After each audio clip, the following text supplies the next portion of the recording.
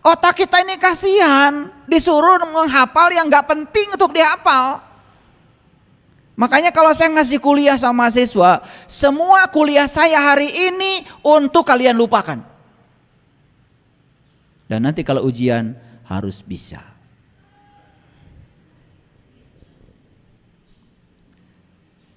Tertawa mahasiswa karena gak ngerti omongan saya. Dilupakan itu artinya bangun pengertian. Kalau ngerti akan ingat dengan sendirinya. Daripada ingat tapi gak ngerti, itu namanya apal cangkem. Tahu cangkem? Apal cangkem itu apal tapi gak dapat manfaat dari hafalannya. Orang yang hafal jujujan ya kitab suci tapi gak ngerti, tidak dapat manfaat dari sana, itu namanya apal cangkem. Makanya kalau apal cangkem paling juga kalau jadi juara pil dacil.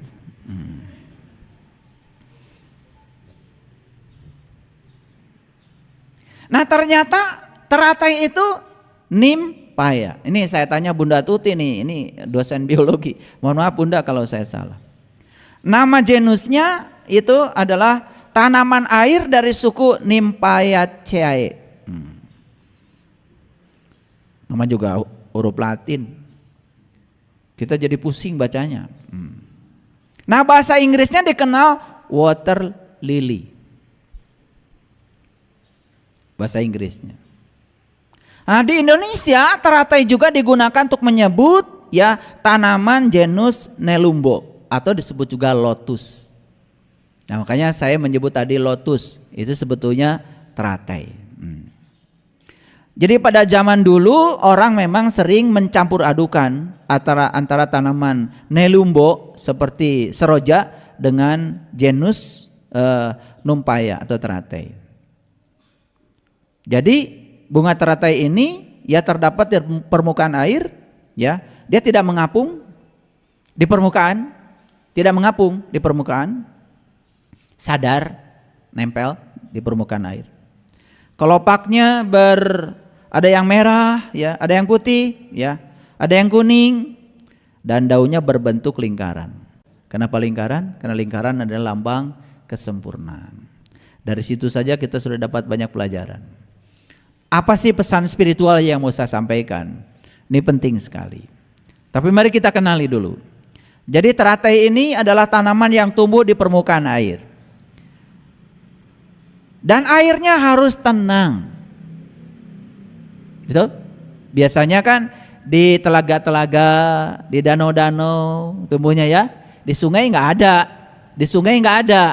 Ya, teratai itu di air yang tenang, air yang diam. Bunga dan daunnya terdapat di permukaan air. Keluar dari tangkai yang berasal dari rizoma, ya, rizoma itu akar. Rizomanya, akarnya ada di lumpur. Jadi akarnya di lumpur, kemudian tangkainya di air, dan itunya kelopak bunganya sudah sampai di permukaan air. Gitu. Tangkai terdapat di tengah-tengah daun. Jadi tangkainya itu menjadi sumbu ya, menjadi sumbu. Daun berbentuk bundar. Ada juga yang berbentuk oval, yang lebar, yang terpotong pada jari-jari menuju tangkai. Permukaan daun tidak mengandung lapisan lilin sehingga air yang jatuh ke permukaan daun tidak berbentuk butiran-butiran air. Jadi ada sekitar 50 spesies teratai. Apa keunikan dari bunga teratai? Teratai itu merupakan tanaman air yang unik. Apa uniknya? Teratai ya yang tumbuh di air yang sangat berlumpur. Semakin coklat, semakin keruh tempat tumbuhnya, justru warna bunganya semakin cemerlang. Keren ya? Semakin coklat, semakin kotor tempat tumbuhnya, tetapi bunganya semakin cemerlang. Nah tentu saja ini riset ya dari orang-orang yang menekuni ini. Bisa mengatakan ini kan karena hasil pengamatan, betul? Nah, jadi kalau teratai itu makin kotor, makin coklat tempat tumbuhnya, malah dia semakin cemerlang bunganya. Yuk manusia. makin semrawut keluarganya, makin cemerlang gitu wajahnya. Atau makin hancur. Makin semrawut kehidupan ekonominya, makin cemerlang gitu wajahnya. Jadi ini ada kebalikan yang luar biasa dibandingkan teratai dengan manusia. Makin keruh, makin berlumpur, makin coklat, bunganya makin cantik dan cemerlang, makin bersih. Nah, harusnya manusia seperti itu. Makin kotor tempat kita tumbuh, makin semrawut tempat kita tumbuh, harusnya kita makin cemerlang. Kenapa kita tidak seperti itu? Karena kita tidak mengerti kenapa kita ada di situ. Nabi Muhammad itu adalah benih teratai yang indah. Diturunkan di tempat yang jahiliyah. Diturunkan di tempat yang sangat keras. Gurun pasir. Di situ kehidupan sangat sulit. Tapi beliau berhasil menjadi teratai yang indah. Dan hampir semua orang-orang suci memilih untuk tinggal di tempat yang kotor, di tempat yang coklat, yang keruh. Kenapa? Mereka tahu kalau tempat itu adalah tempat untuk tumbuh kebijaksanaannya dengan baik. Dan orang-orang yang hidupnya penuh dengan ketakutan, boro-boro dihidupkan di lumpur, dihidupkan di air yang bersih pun malah mengotori air. Makanya berulang kali saya katakan orang yang baik karena kesadarannya, bukan baik karena ingin dipandang baik oleh orang lain, tidak pernah memilih surga tempat tinggal. Kenapa? Orang baik yang baik dari kesadarannya, dimanapun dia tinggal, tempat itu berubah menjadi surga. Bahkan neraka pun, kalau dia hadir di sana, neraka pun bisa berubah menjadi surga karena kehadirannya. Itulah tandanya orang baik yang datang dari kesadarannya. Orang yang baik berpura-pura baik, dari sekarang terus saja yang dibicarakan adalah surga tempat tinggalnya, tempat istimewa buat dia, padahal gak ada kebaikannya. Orang egois itu, gak tahu diri. Bahkan dia belum pernah ke surga pun menjanjikan orang lain untuk pergi ke sana, merayu-rayu orang lain, padahal dia pun tidak tahu. Tapi laku, banyak pengikutnya, lucu. Jadi teratai itu semakin kotor tempat tumbuhnya, semakin cemerlang bunganya. Ayo sahabat, ketika kita tinggal di tempat bersama orang-orang yang terus membuat kita tersakiti, bersama orang-orang yang terus membuat kita harus menghadapi tantangan yang luar biasa, sadar itu lumpur tempat kau tumbuh agar kau menjadi bunga yang cemerlang. Saya pastikan benih unggul dimanapun dia dijatuhkan akan tumbuh menjadi cemerlang. Jadi sebetulnya kalau kita sebelum mencapai kesadaran ini pernah tinggal di sini, pernah mengalami ini, pernah mengalami itu, pandanglah itu.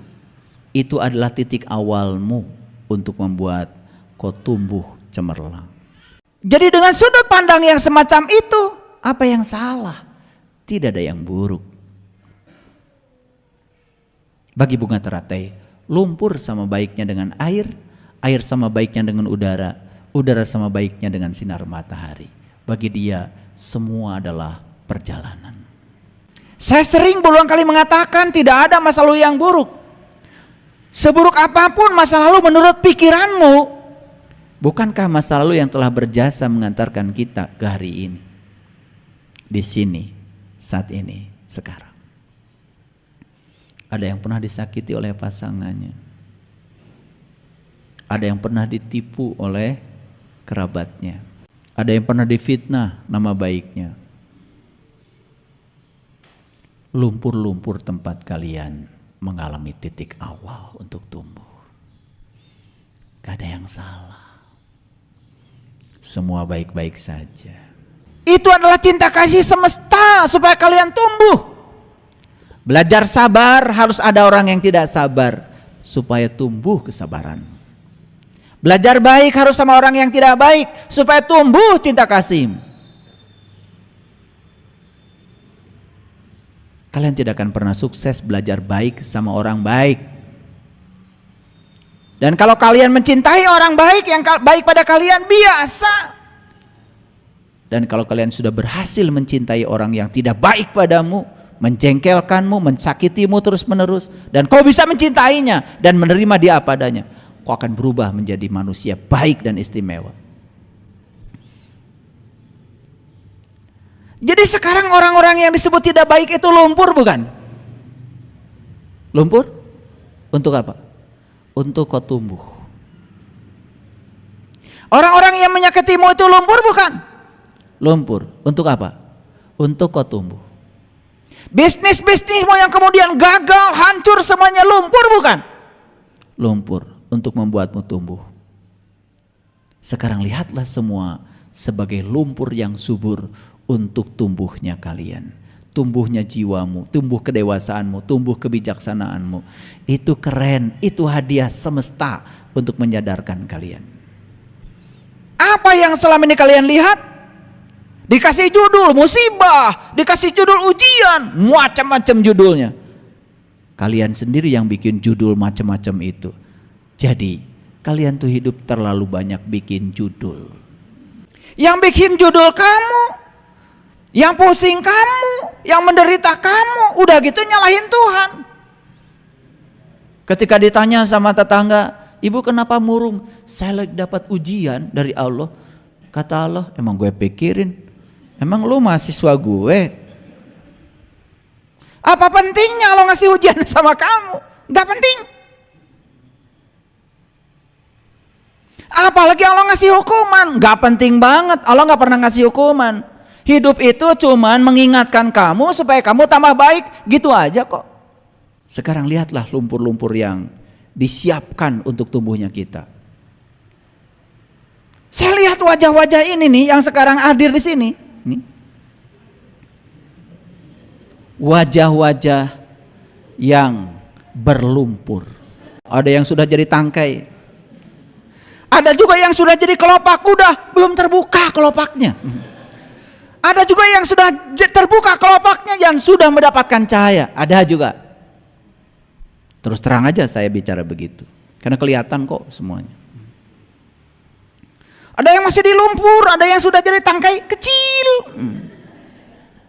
Ada yang sudah tangkainya panjang melewati air. Ada yang sudah menjadi kelopak. Wah, keren. Tapi belum terbuka. Masih nutup. Kenapa tidak terbuka? Menunggu waktunya. Kapan dia akan terbuka? Tepat saat kau bisa menerima baik buruk apa adanya. Kelopakmu akan mekar. Dan sinar akan datang. Kan banyak yang tanya sama saya. Ayah, kok saya kan ngaji udah lama. Tapi kelopaknya kuncup terus. Kurang nutrisi. Jadi lumpurnya itu kurang nutrisi. Berarti harus ditambah nutrisinya. Lumpurnya harus lebih kotor lagi. Setelah nyungsep, habis segalanya. Ada yang habis segalanya itu. Dulu dia pejabat di sebuah BUMN. Disayangi anak istrinya, keluarganya. Sampai anak-anaknya sekarang gak peduli lagi sama dia. Dia tinggal sebuah kontrakan yang sempit sendirian. Tetapi saya udah kasih ilmunya. Gak apa-apa sendirian. Yang penting tidak kesepian. Wah, tambah pusing aja dengan saya. Betul gak? Bisa gitu sendirian gak kesepian? Bisa. Karena Allah bersamamu, lebih dekat kepadamu daripada urat nadi leher. Bersama Allah tidak pernah kesepian. Sendiri tetapi tidak sendirian. Ulangi, sendiri tetapi tidak merasa sendirian. Itulah yang disebut dengan pencerahan. Bukankah kita asalnya sendiri? Dan kita akan kembali sendiri. Ayo, hiduplah dari sekarang sendiri tanpa merasa sendirian. Pada akhirnya kalian akan sendiri. Pakai hidup pengen bareng-bareng terus. Lihat orang yang ingin bareng-bareng terus, hidupnya bergantung pada orang lain. Bahagia saja masih menunggu orang. Kalau semua sahabat-sahabat saya datang pasti bahagia, nggak usah, bahagia saja pasti sahabatmu datang. Pintar dikit tuh. Bahagia saja pasti sahabatmu akan datang. Tidak usah datang baru bahagia. Karena kalau nunggu sahabatmu datang, bagaimana kau bisa mengendalikan sahabatmu? Mahal. Terus ngongkosin, nyiapin makanan. Bahagia aja, sahabatmu pasti datang. Saya yakin, jika dirimu sudah bahagia, yang akan datang padamu adalah kebahagiaan. Like attracts like. Bahagia dulu baru sukses, bukan sukses dulu baru bahagia. Itu rumus yang keliru. Memberi dulu, kamu akan mendapat. Bukan mendapat dulu baru memberi.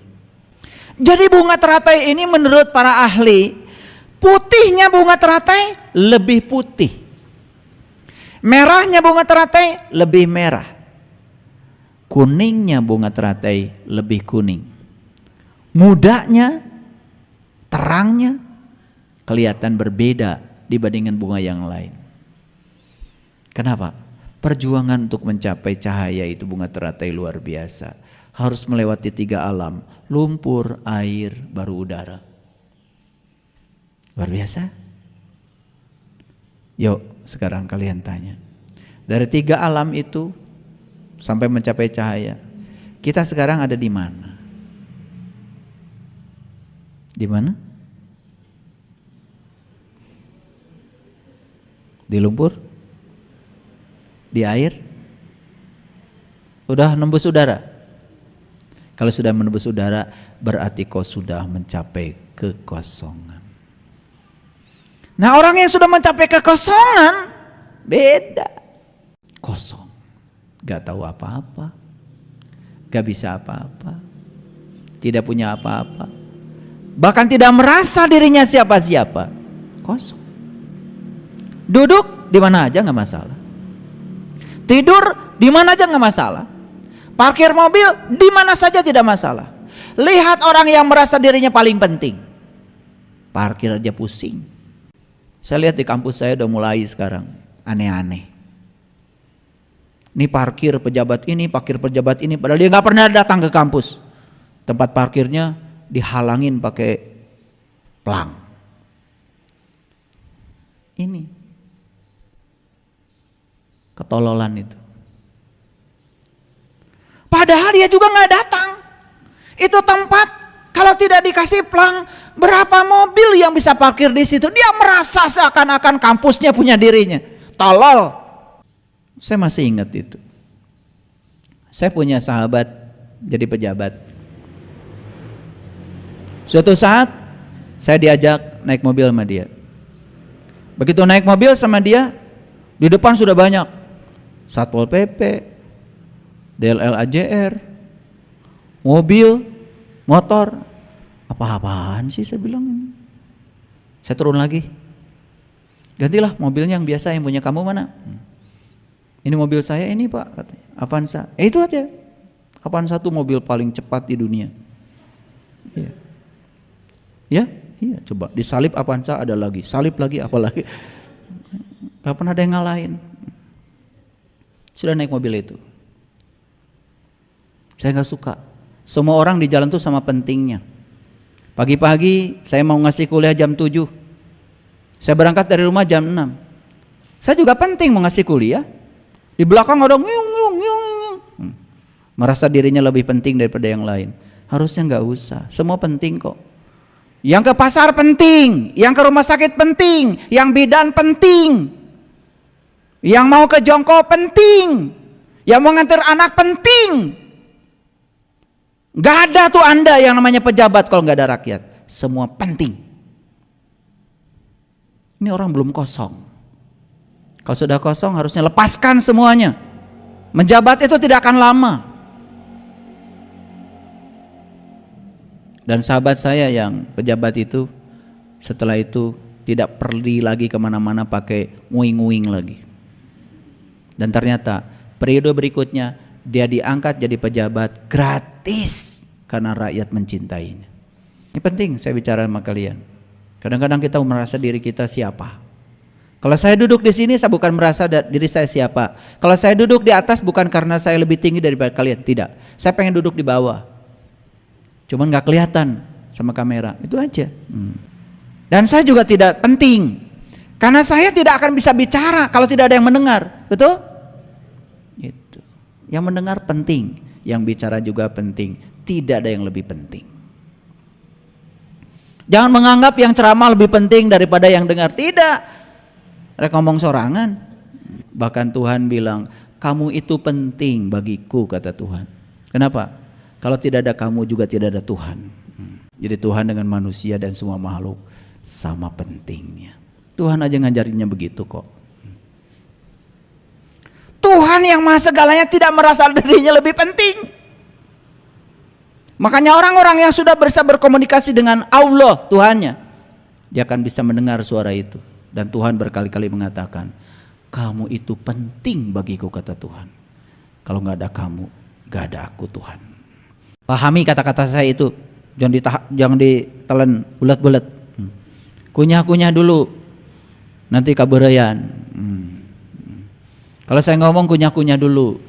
Kadang-kadang ada bagian tertentu yang saya bicara tidak terlalu detail, karena saya ingin kalian berpikir. Karena kalau terlalu jelas saya menjelaskan, malah jadi nggak jelas.